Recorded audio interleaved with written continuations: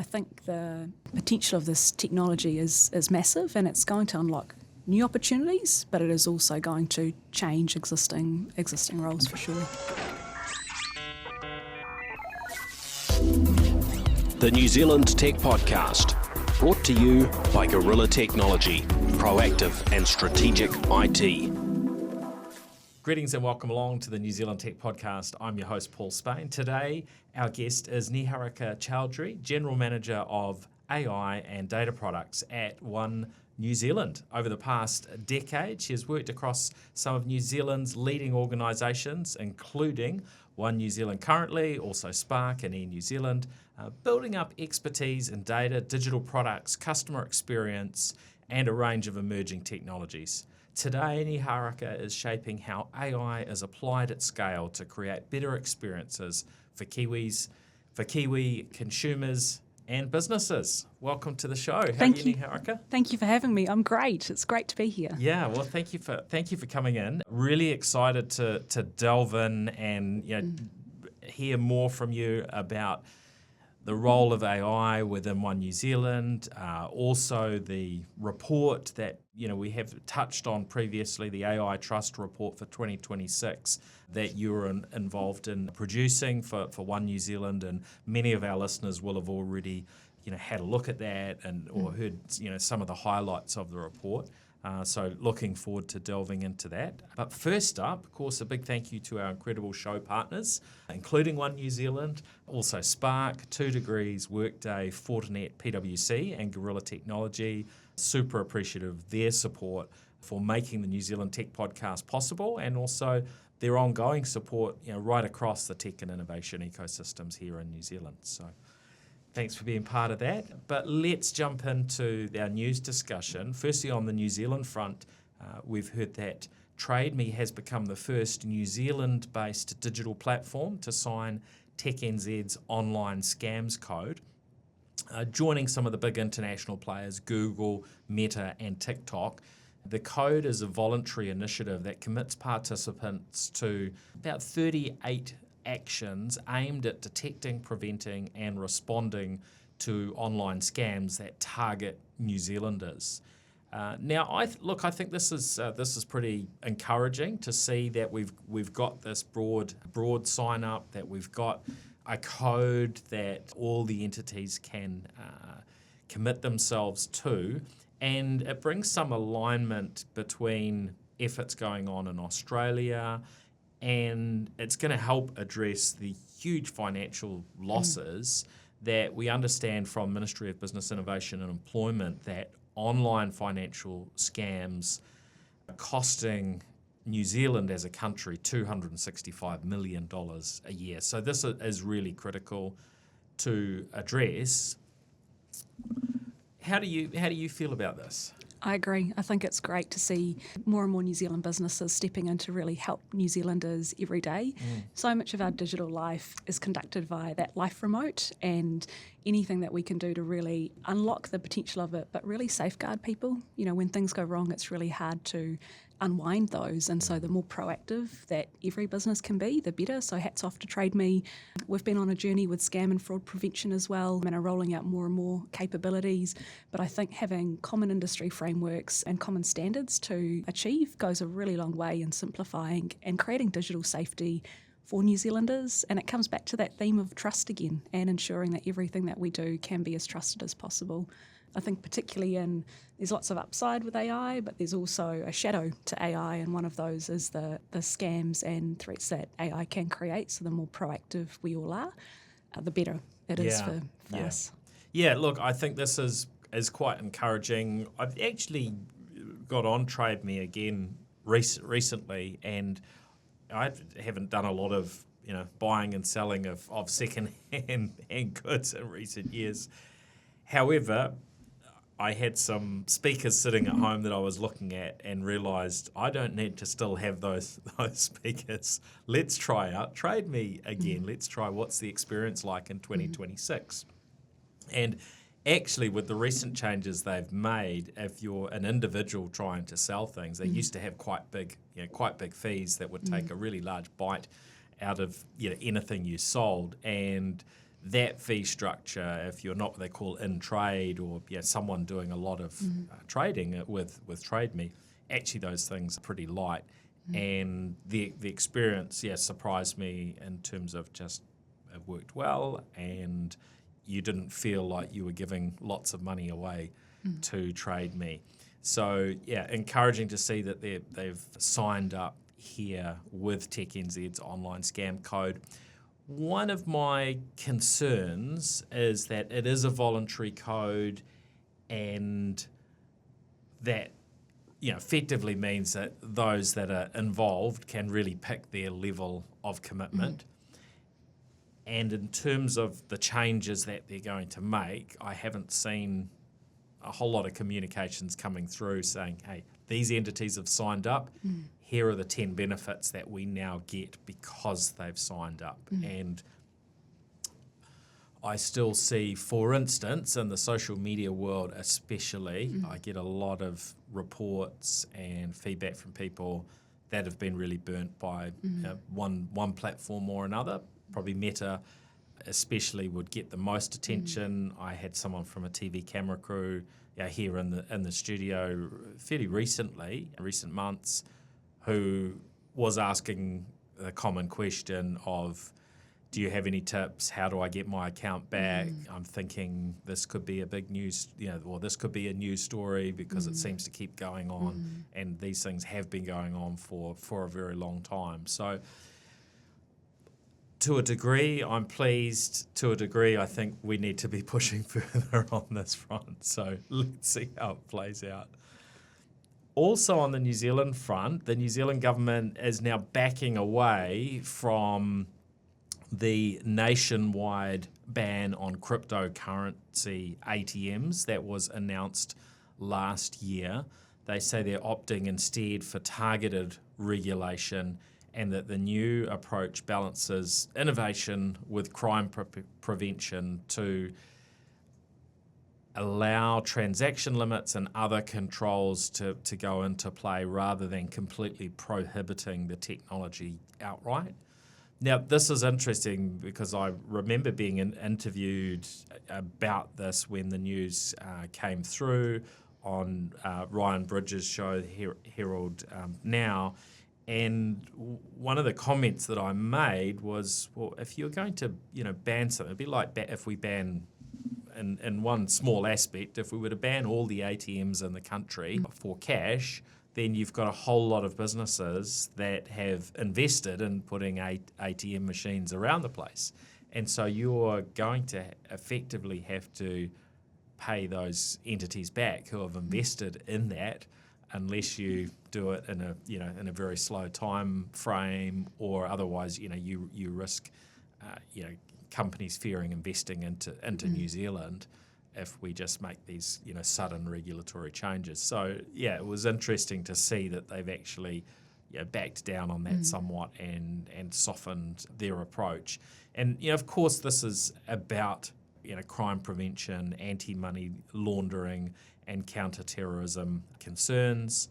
And so it's not something that was a non-issue and didn't need to be addressed, but it seems to me that taking a different approach this way, maybe we end up getting the results that they were initially looking for anyway. Yeah, stepping ahead faster than trying to tighten it all down. Yeah.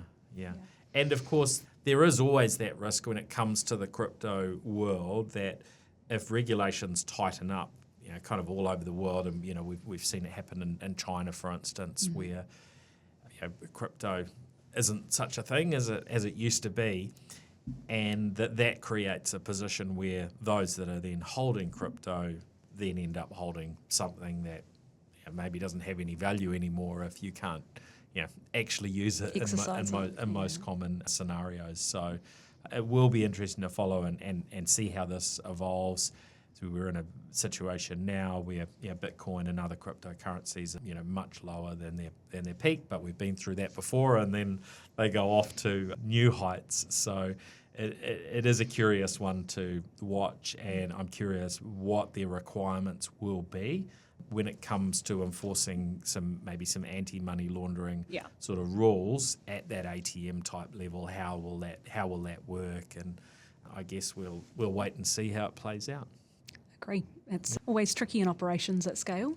And this is the ongoing challenge we have with technology, which we're just about to delve into when it comes to some of the international news stories, is how do you ensure that the legislation, regulation fits appropriately with technologies as they come into play. So New York has just become the first US state to ban smart glasses from all the court buildings.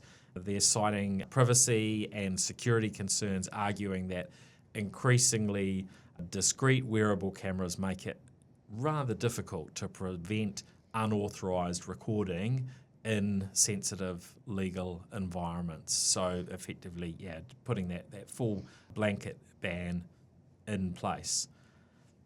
Do you think that's the right sort of approach to take? I think consent is always paramount. I don't know if you've had a chance to try some of those wearable glasses. They're incredibly powerful. You can see so many scenarios where it's helpful in life, but where you have high sensitive scenarios, having the right safeguards in place is important, where it isn't easy to confirm whether consent has actually been granted or not.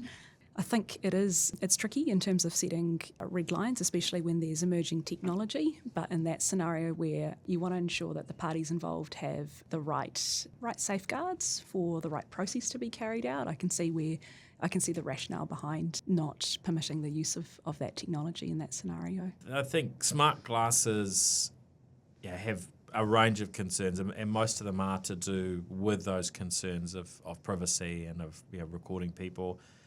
Both in a setting, like in court environment, but also just generally in public environments. So I think it's a positive thing to see, some regulation, coming into play. New Zealand might well sit right back for a while on these sorts of topics, but no doubt we will be watching and looking and learning, and I hope we'll take the best of what's learned in other markets and apply to New Zealand in good time. Now, another area where legislation is coming through or being proposed is in relation to 3D printed guns. So this is being proposed in New York and California, where the suggestion is that they require the 3D printers themselves to detect and block firearm blueprints from actually being printed.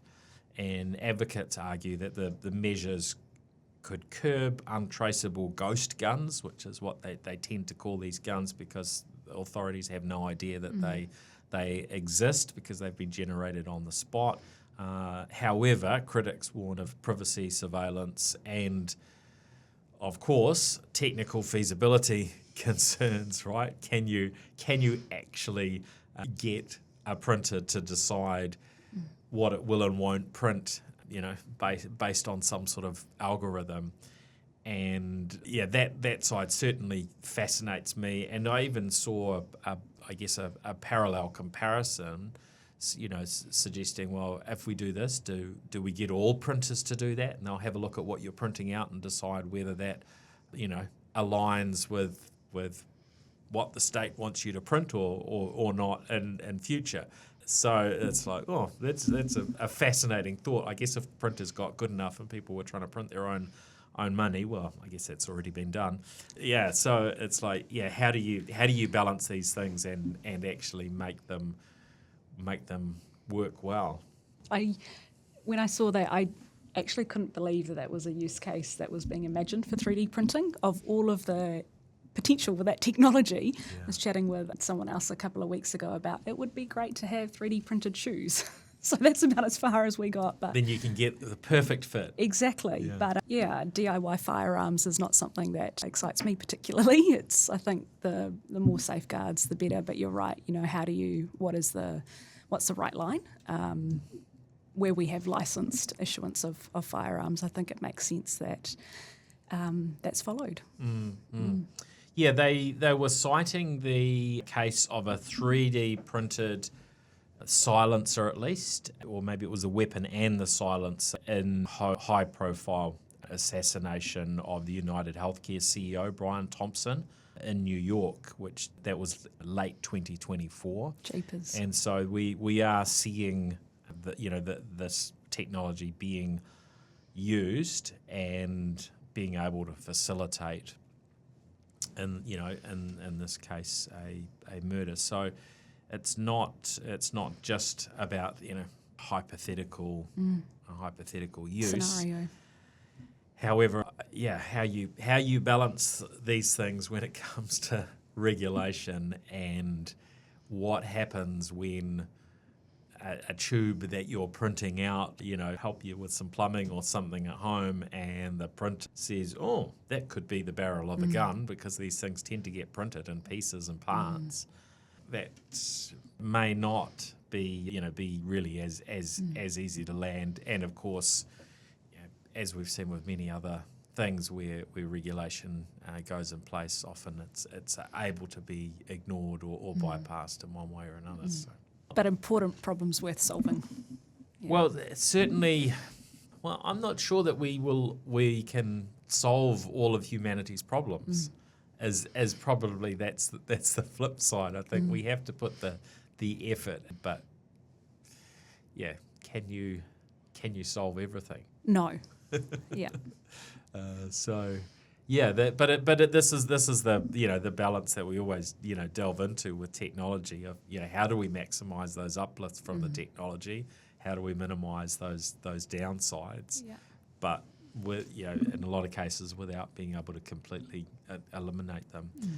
Now, lastly, Apple has filed a lawsuit against OpenAI and former Apple employees, alleging a coordinated effort to obtain confidential information relating to future products, designs, and manufacturing processes. And OpenAI have come out completely denied wrongdoing, as there are rising tensions over their growing ambitions to produce hardware.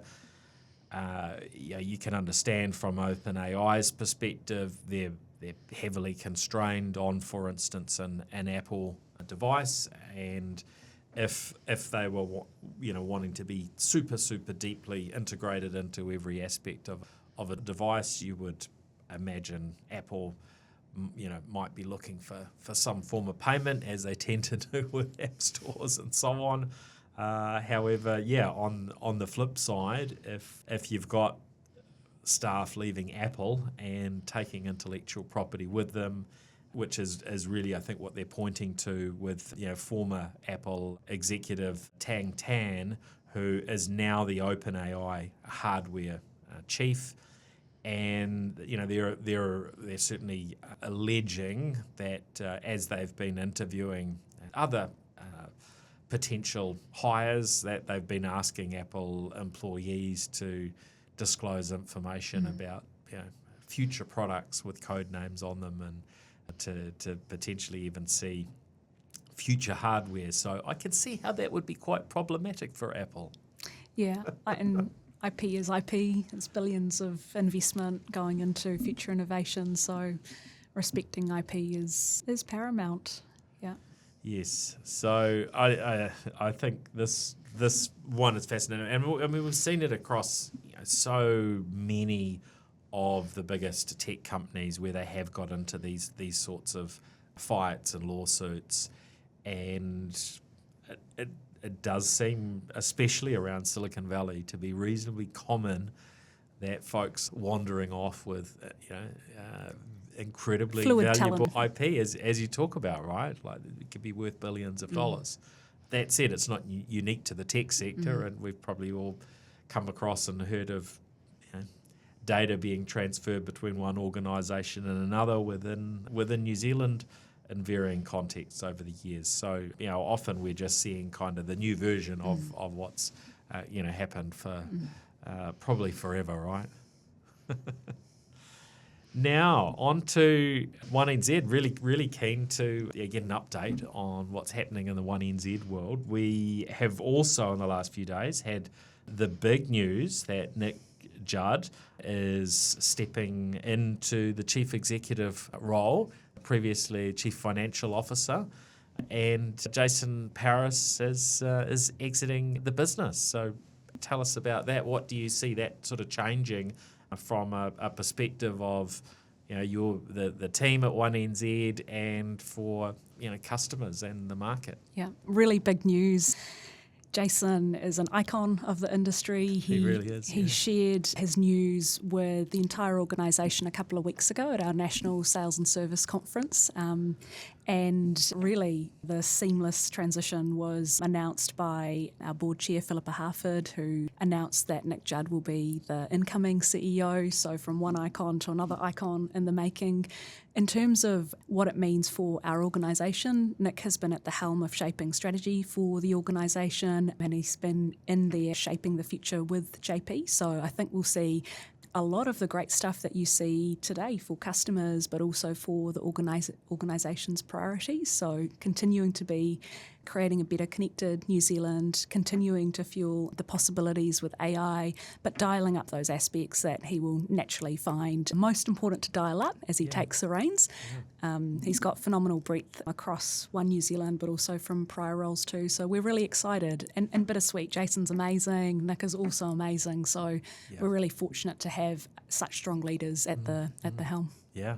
Oh, it's going to be, an exciting time ahead, I think, for the telco world, especially as we see AI, probably fitting into your world, maybe faster than some other segments. But keen to hear what does this change mean for 1NZ's ambitions of being the most AI-enabled telco on the planet? Is anything changing there? If anything, we'll keep fueling those ambitions. So the technology just continues to get better and better every month, and the opportunity across our business and our industry, I think, continues to grow. So that ambition continues to be our focus area.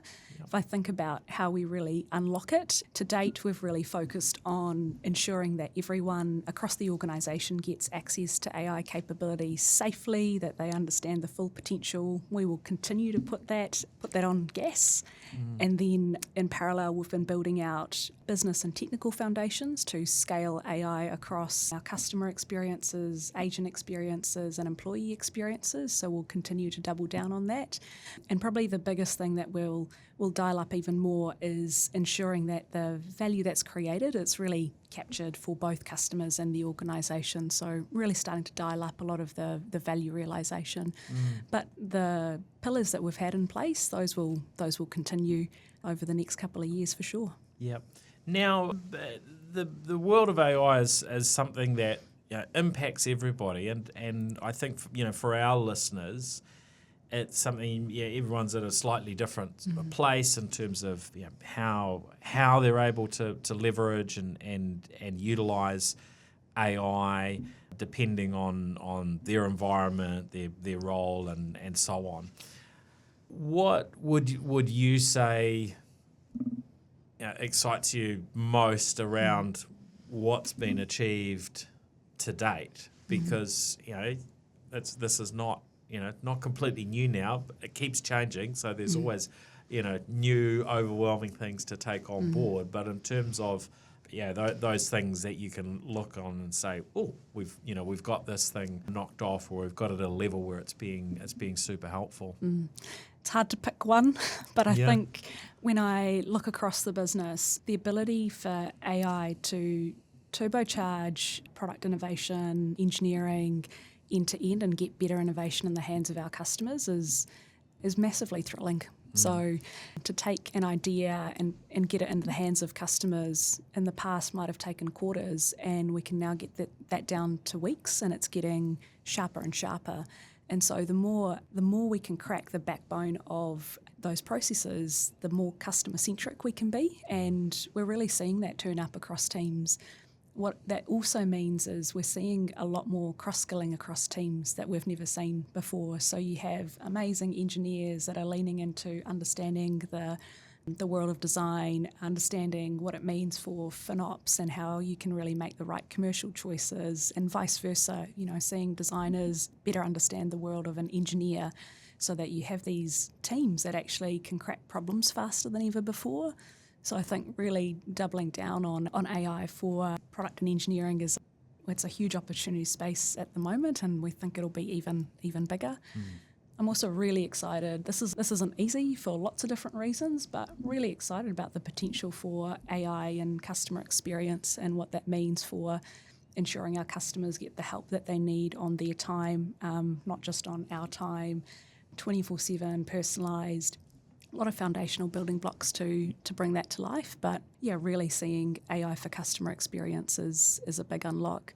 And then, again, not easy to pick, but when we look at the future of networks and autonomous networks, we have been creating networks and experiences that have largely been designed for people talking to people. And so this new world of machine-to-machine or AI-to-AI networks is a really interesting ball game, and making sure that we're ready for that machine-to-machine speed so that we can create better connectivity experiences that, unlock more resilience, unlock more trust is really exciting. That's probably a bit of a flavour. Yeah. There's a few things that come through and come to mind in what you're saying and what I'm seeing, elsewhere, which is that these things take time. It's not a 5-minute job to, AI enable an organisation. And some things are quite foundational, so changes need to be made to the way that things are architected within an organisation to be able to really get the most from AI. There's also the reality that probably most things won't be the big one and done type project. We did this huge thing, we've completely changed the entire business. A lot of it will be small elements in different places, but when you add all of those up, you end up with a significant change. Would that be fair to say? Yes, and taking both that bottom-up approach, but actually looking at those core journeys or processes end to end. So, and I think you need both. When we first kicked into it, we wanted to ensure that the business could see the possibilities, and so that required putting it in the hands of as many people across the business as possible. And so you get, like you say, those pockets of upside, but now we're architecting for value chains across the board. So that requires ensuring the right applications are in place. We've got an amazing API layer. We have high data quality. We've got all of those building blocks around AI, including orchestration, and that is a journey. So just picking the right places to double down on it. Great. And then one of the other things I find a little bit of a challenge for folks to get their heads around is, in a world where we have access, where every individual has access to a super powerful new set of tools and capabilities, when we look at what an individual person will do, whether it's now or a year or two out, compared to what they were doing maybe a year or two before, it used to be, you'd look at somebody's role, maybe it's a software developer, it's like, oh, your role is kind of this shape, these are the things that you do, here's what you're capable of.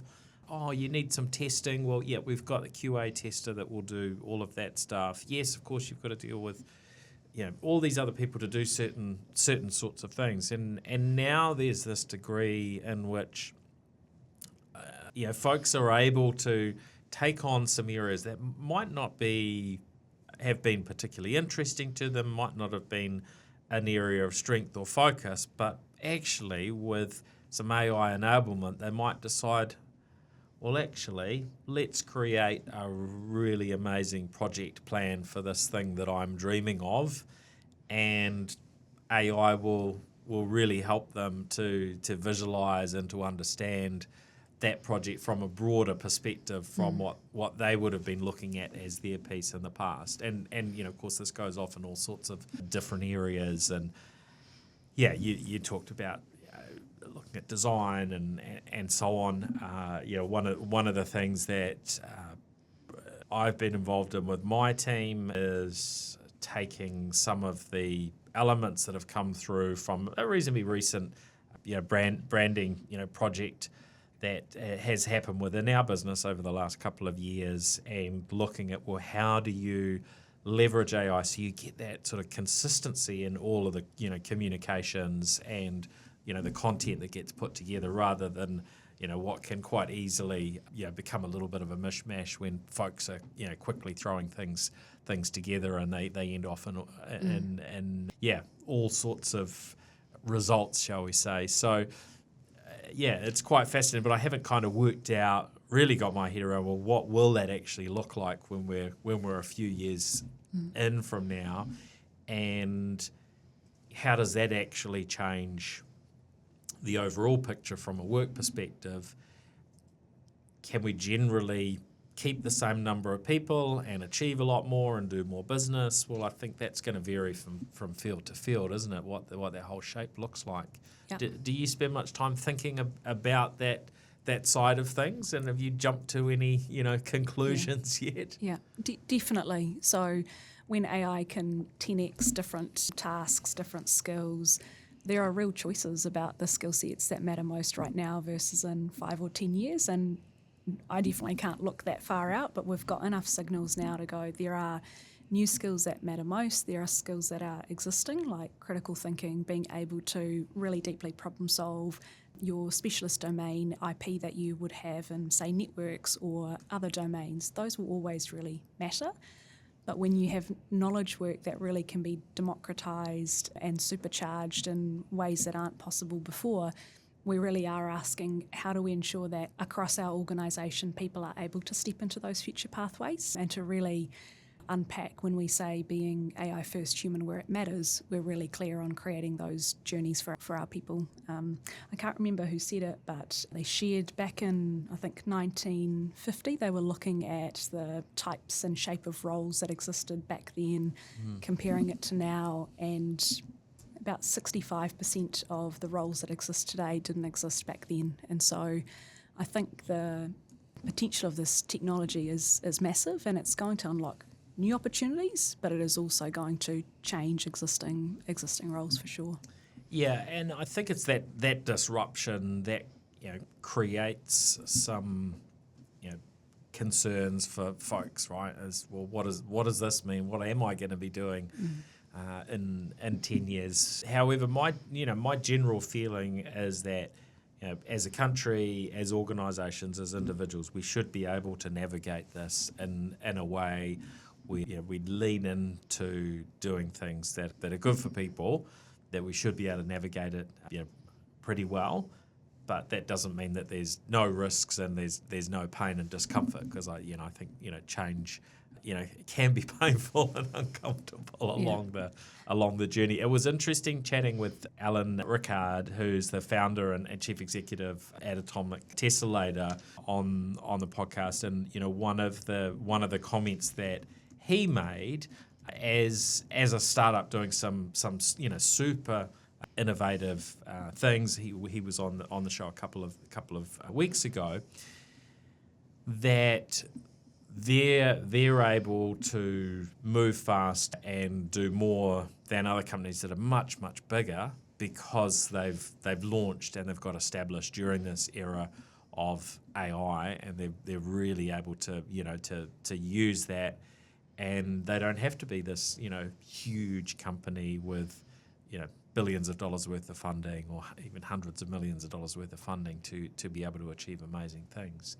So it really is a different world, isn't it? It really is, and that's why looking at these processes end to end is so important, because when you can unblock one part of that process, how do you then ensure the rest of the organisation can move at that same machine speed and really unleash our people across the organisation? Now, we should delve into the AI Trust report from 1NZ that you're involved in writing. I'm kind of keen to hear how surprised you were with the the different findings and the data points coming in, and how that's really impacted your thinking. Maybe you can sort of summarise for listeners what the key findings were in the report. Yeah, so because there's some quite it's quite shocking to it to a degree. Some won't be surprised with it, but folks aren't all on board and excited about AI. Yep. Whether that's that'll be across some of our listeners too, right? So there's going to be a mix of perspectives, but the overall is not necessarily all sunshine and rainbows. Completely, and that's why trust is so important, because there will be ups and downs as this technology evolves. But the four big headlines, so the first is 77% of New Zealanders in the last year have acknowledged they've had some form of interaction with an AI experience, and that's great to see. I think when we ran it before, it was much lower. And the perception that AI is new is true, but it's also not quite true. Every time you use Google Maps, every time you're using Spotify and getting a personalised recommendation, that's AI behind the scenes. And so I think it's great that New Zealanders are seeing the role that AI is playing in supporting their lives, because the more we can understand it and the role that it's playing, the more we can harness it, but also understand its limitations. So I think great to see that broad adoption. And then secondly, over 60% of New Zealanders would consider switching away from a company if they believe that the AI wasn't trustworthy or they didn't have trustworthy experiences.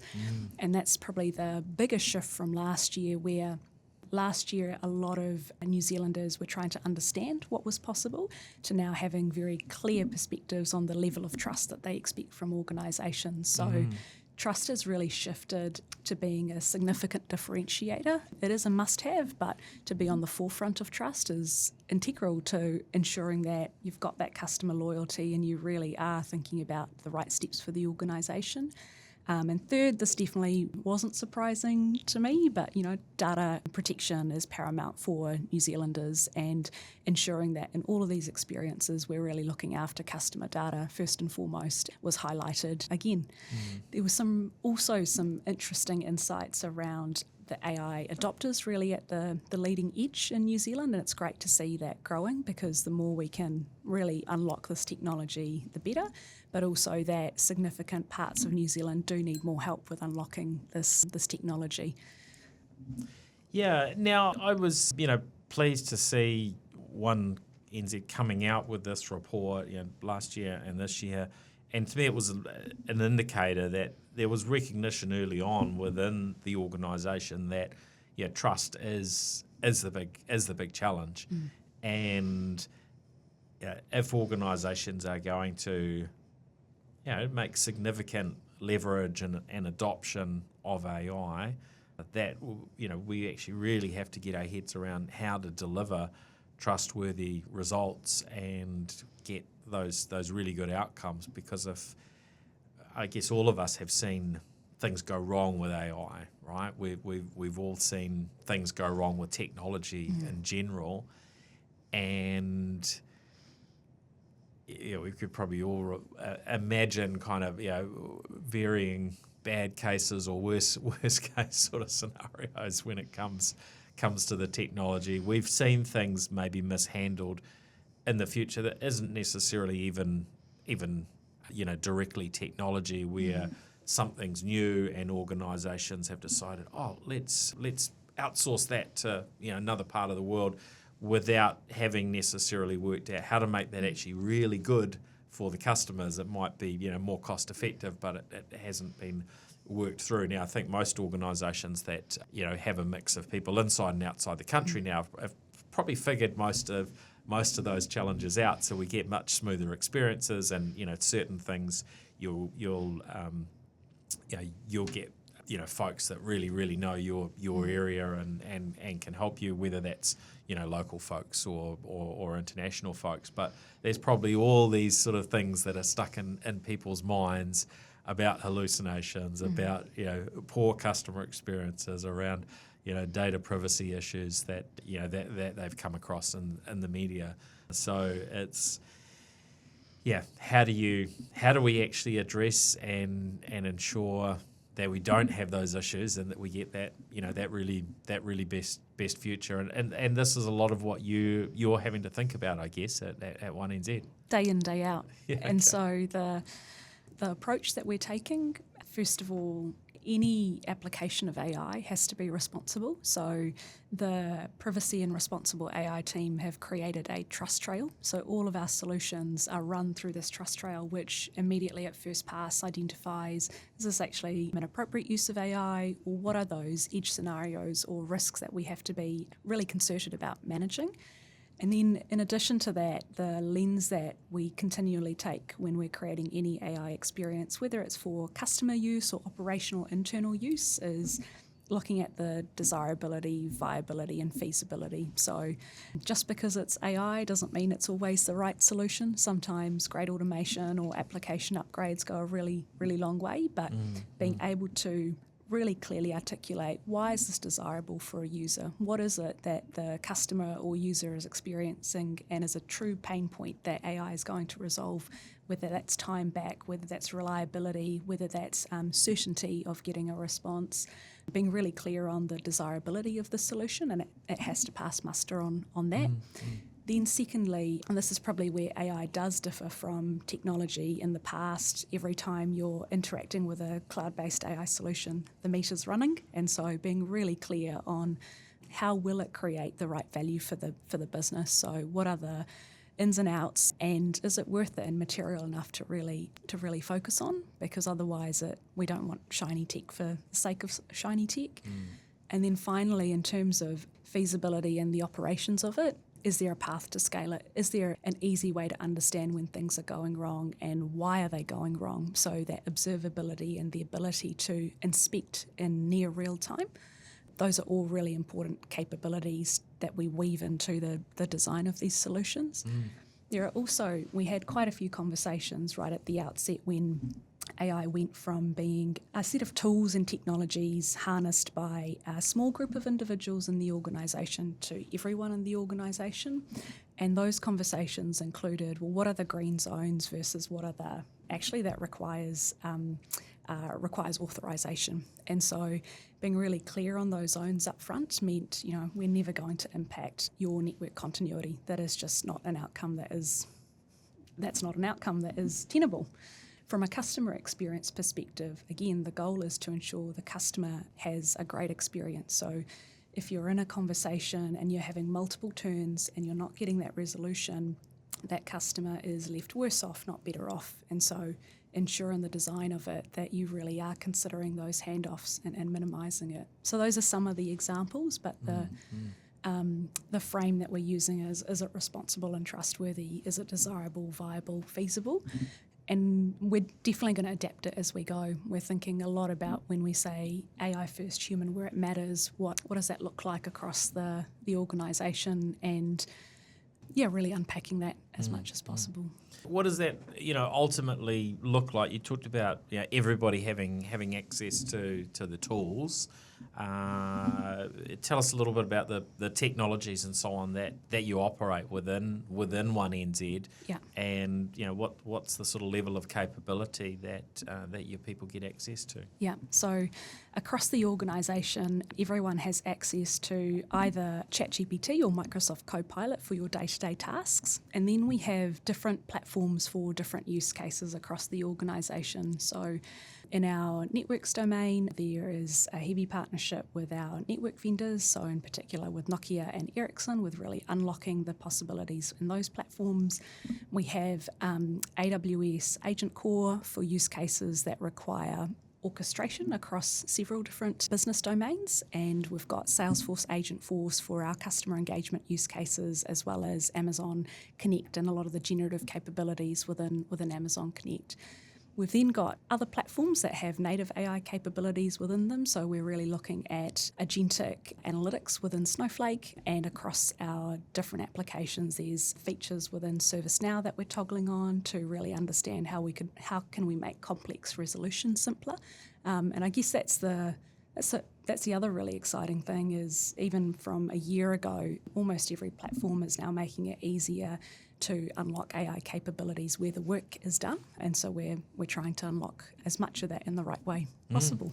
Are you seeing data come through in particular areas like, problematic, customer requests or tickets?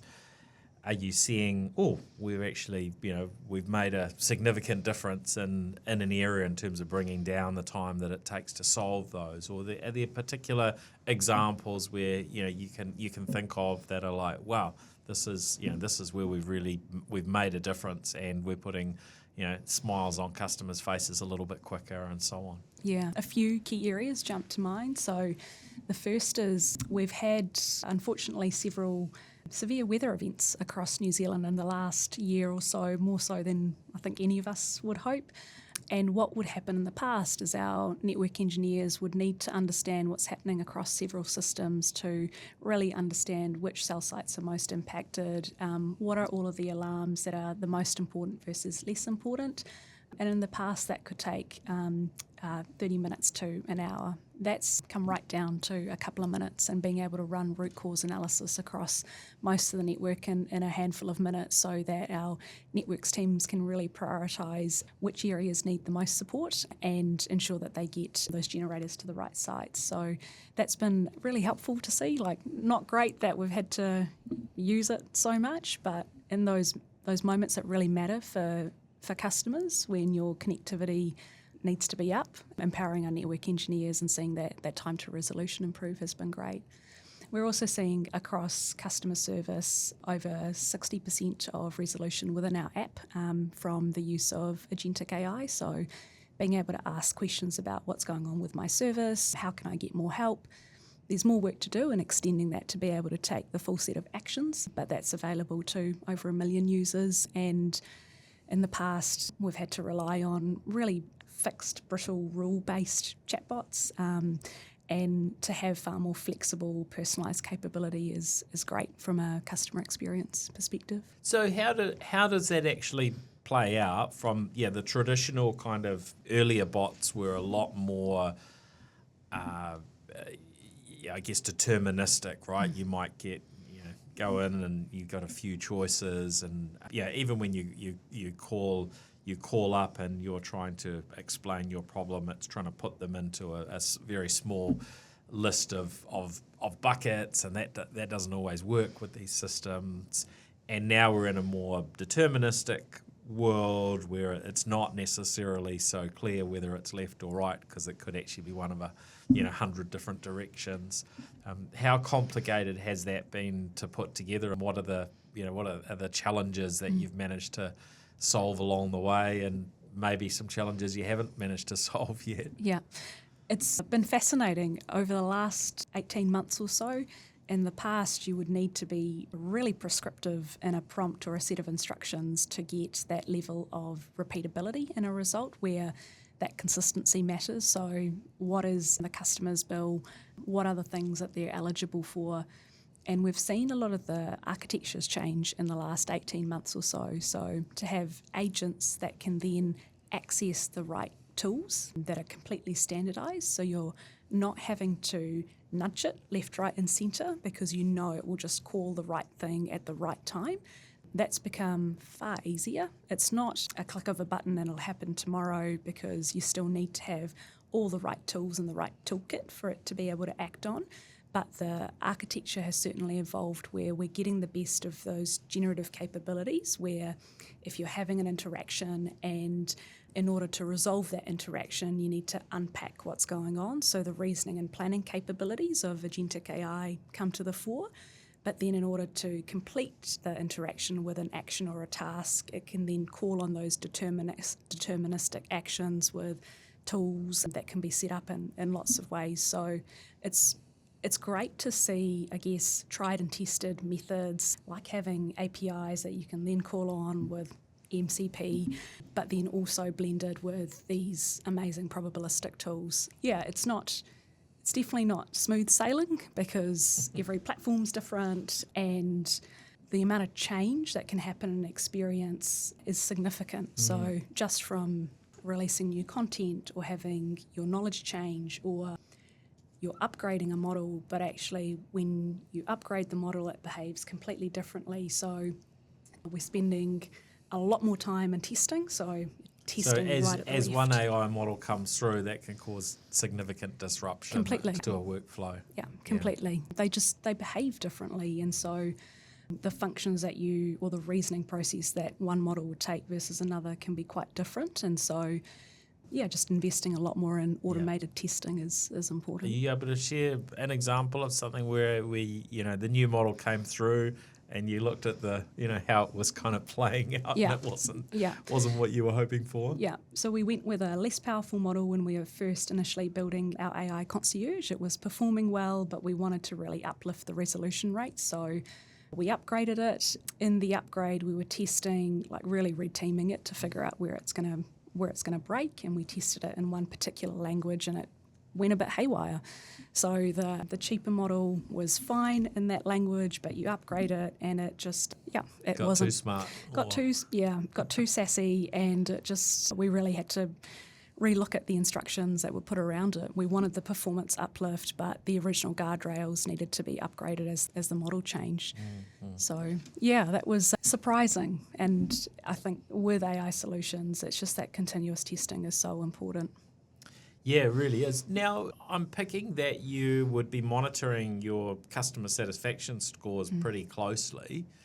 How have you seen those things sort of evolve as you've been, rolling out more capability where people can interact with an AI as well as being able to reach a person? Yeah. These things kind of can vary according to what somebody needs help with. But how's that been tracking? Have you got anything you can share? Yeah, so over the past couple of years, there were a lot of foundations that were put in place in our customer experience channels. And so the foundations with Amazon and Connect in particular that made it easy for our contact centre reps to resolve those interactions first time right. We saw a significant improvement in first call resolution, and that has continued to grow as we've augmented those experiences. And then from a digital channels perspective, we've seen better resolution rates, better NPS when customers have more flexibility in that experience. This is the Net Promoter Score scores, Yeah. And when we also then looked at some of the harder measures around customer engagement, so we ran a migration where we were trying to make it easier for our customers to upgrade to new plans. So you were able to understand the new plans that were on offer for you, ask questions about what would happen to your service and would there be any connectivity issues or not, what would happen to your existing balances. And we saw 4 times greater engagement through through the agentic journey than traditional digital journeys. So higher conversion rates, happier customers, and just a lot more personalisation. So that's given us a lot of conviction that where we can create these flexible experiences that are adaptive, it's just better for the customer. Yeah. And so when you're talking to other businesses about the sort of things to look out for where it goes wrong, where are the main areas that you're raising the flag and advising extra effort, caution, and so on? Yeah, definitely anything that is customer facing is paramount. That customer trust is so important, and so being really clear on what are the guardrails, how do you observe, how do you switch off, what are the BCP measures that are in place when you've got these agentic experiences in the hands of customers. I guess if you're reliant on a particular model, you can get into a business continuity problem if that model suddenly gets pulled, as we've seen in recent weeks, right? There's all sorts of things that can go wrong there. Yeah, so designing for swappability through different model libraries. Pick your platform, but most platforms now enable you to switch them in and out, but really doubling down on making sure you have continuous testing and you're feeding and watering these. It's not a set and forget experience. No. And then definitely being really clear about what experiences or what transactions require total reliability and repeatability. In those scenarios, if it's working really well today, don't need to agentify it. But if it's not, there's probably a combination of agentic AI and traditional automation that could work really well. But yeah, I think being really clear on what are the parts of your organisation that are the most important, and setting those guardrails. Now, any particular sort of tools and technologies that you get excited? We were chatting before and you were mentioning around ChatGPT work, which I guess is sort of competes with Claude co-work, other things. What have been your most interesting experiences recently?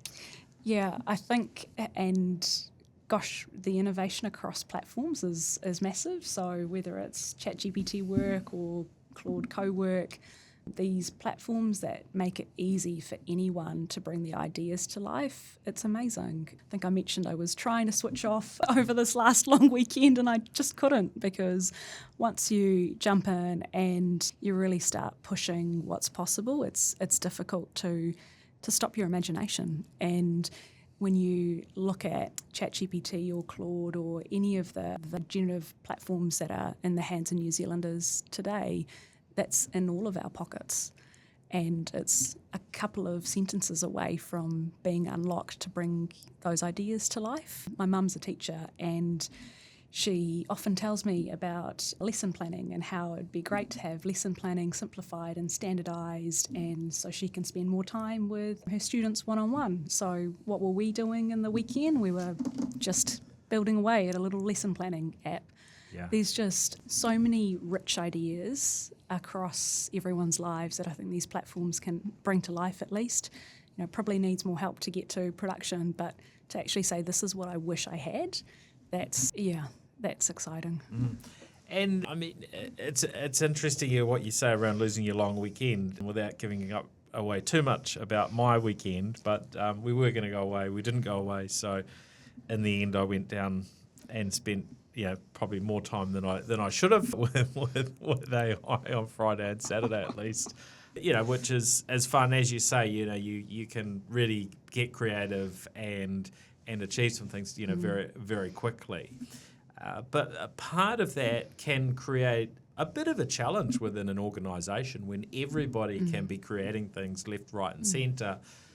You can't necessarily put every idea into production, and you want to ensure quality, consistency and so on across an organisation. And so it's something I built last week. It was like, look, I've achieved this particular thing, which was looking at a quite a time-consuming human process that requires a lot of data and bringing it together from a range of sources and then sort of analysing and coming up with a recommendation.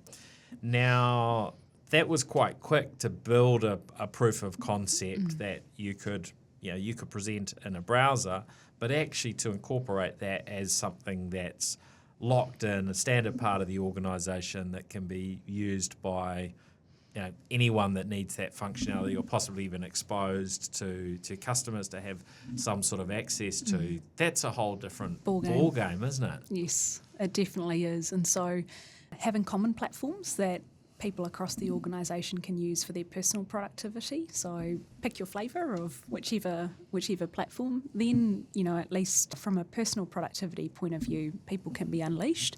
And then having, just like we do with all other technology, really clear paths to production for all other use cases that require action or PII or any of the workloads that are really important from a security perspective. So having, I wouldn't say two-speed processes, because all of our processes are getting faster and faster, but having lanes where people can really push their tasks and their skills to the max in safe, secure environments, and then having the right sandboxes, the right full paths to production for those wider workloads is important. Now, something that I think listeners or all of us are kind of curious about is how much of a productivity increase that AI brings. Now, it's going to vary across every single different role. But one area that sort of comes up in lots of conversations is the software development world, and no doubt, you've got a fair amount of software development that goes on. I've got my own experience inside my organisation, but I hear some people come up with just insane rates. Others are like, well, look, we don't want to lean too much on AI for software development because of security issues. We need to understand every line of code that's written and so on. Have you got any experiences you can share from that perspective? Yeah, I can't share numbers, but in terms of the potential, whatever is, I guess in any of our heads, we could probably double or triple it, and that's the direction that we're travelling. I think with the technology now, being able to create really specialised skills that mean that the standards you have, whether that's in engineering or testing or in product, really codifying those into skills that are used across these processes mean we can offset a lot of the downside that people might be worried about with this technology. So AI agents for testing, AI agents for development, AI agents for design it's massive, just massive. Yeah, and these things are really starting to come into play, aren't they? That you can have your team of agents. I've kind of landed in a place where I'm probably a little bit uncomfortable with some of the discussions we've had on the podcast around ideas like having agents in your org chart. To me, that's a little bit going a bit too far down the sort of humanising the technology. But I guess in a virtual sense, this idea of a team of agents it's totally here now, isn't it? Yeah, and you can imagine going to sleep, waking up, and there's been a factory operating overnight, and you pop in, there's your control plane, here's what's been created, here are the anomalies, off you go. And so a lot of the heavy lifting that used to take a lot of time is done by these factories, and so then our people can spend their time with customers or each other on what's the next innovation. I don't think we're years and years and years away from that. Yeah. Now, one other area that this came up, I think, at Microsoft's event, and there was a question from an audience member at the end of a talk. They were asking, I think it might have been somebody in the telco world, how do you manage budgets for tokens? If you've got software developers, what's the right way of being able to balance and make tokens available? Because as you mentioned before, leveraging AI, you are looking for a return on the investment. It's not something that's all just fun and games. If you're going to spend tokens, you want a result back.